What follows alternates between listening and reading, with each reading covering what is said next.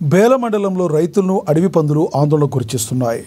మానియాపూర్ ఖోగ్దూర్ శివార్లో దాదాపుగా 200 ఎకరాల్లో వేసిన సోయా, కంది పంటలపై అడవి పందులు దాడి ఎక్కువ అవుతుంది. నోటి భాగంతో భూమిని లోతుగా తవ్వుతూ వేసిన గింజలతో పాటుగా మొలకెత్తిన మొక్క వేళ్లను కూడా పెకిలించి నష్టం కలుగజేస్తున్నాయి. పంట ఉత్పత్తులను తినడంతో పాటుగా వాటి సంచారంతో పంట నాశనం అవుతుందని ఆవేదన చెందుతున్నారు. విత్తనాల కోసం ఎకరానికి 3,000 చొప్పున ఖర్చు చేశామని, పందుల బెడద వల్ల గింజ మొలకెత్తక నష్టపోతున్నామని వారు ఆందోళన చెందుతున్నారు. 6 కాలం కష్టపడి పంటలను పండిద్దామనుకుంటే ఆదిలోని అడవి పందుల బెడద తయారైందని ఆవేదన వ్యక్తం చేస్తున్నారు. అడవి పందుల వల్ల పంటలు నష్టపోయిన రైతులకు అధికారులు సర్వే చేసి పరిహారం అందేలా చూడాలని వేడుకుంటున్నారు.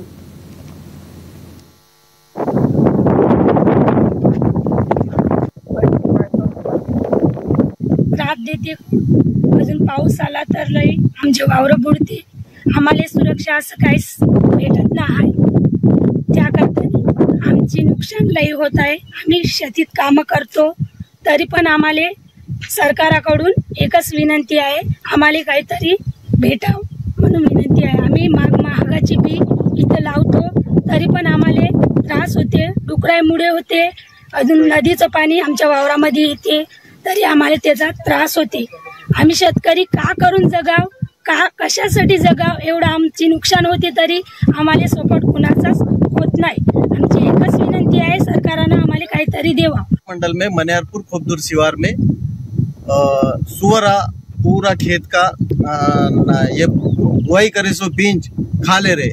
जैसा तुवर होंगे सोया होंगे बुआई करके 4-5 दिन नहीं हो गए, पूरे सुअरा रातों रात में पूरे तासा के तासा पकड़ के पूरा लाइन लगा दी के खा लिए.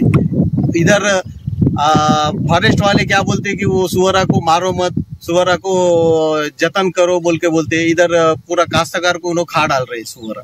दूसरी बात, अभी ये बुआई करते सुअरा खा रहे, फिर कुछ दिन के बाद फ्लड आने का, गंगा आने का हमारे को डर रहता.